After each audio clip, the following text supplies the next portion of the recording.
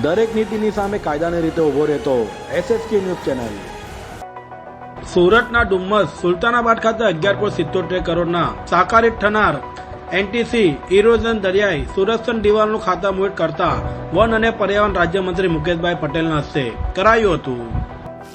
One અને પર્યાવરણ રાજ્યમંત્રી મુકેશભાઈ પટેલના હસ્તે શહેરના 84 તાલુકાના ડુમ્મસ સુલતાનાબાદ ખાતે 11.77 કરોડના નિર્માણ પામનાર MNR 2RT વોલફેર એનટીસી ઇરોઝન એટલે કે દરિયાઈ સુરક્ષણ દિવાલનું ખાતમુહૂર્ત કરાયું હતું.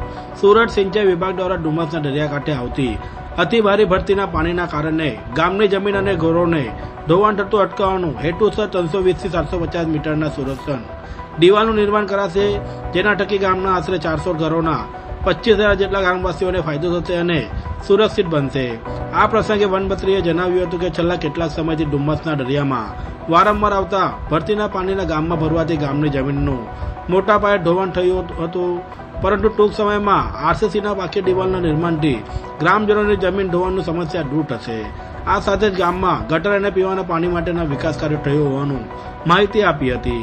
મંત્રીએ સુરતના સહેલાણીઓ માટે કરોડોના ખર્ચ થઈ રહેલા ડુમ્મસ બ્રિજના વિકાસનો ઉલ્લેખ કરી પેટ્રન ફેઝનું કામ કાર્યરત કરવાનું જણાવ્યું હતું.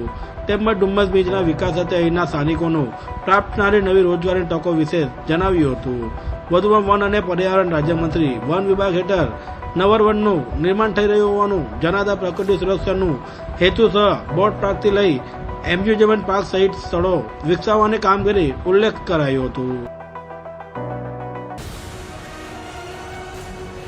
દરેક નીતિની સામે કાયદાની રીતે ઊભો રહેતો SSK ન્યૂઝ ચેનલ.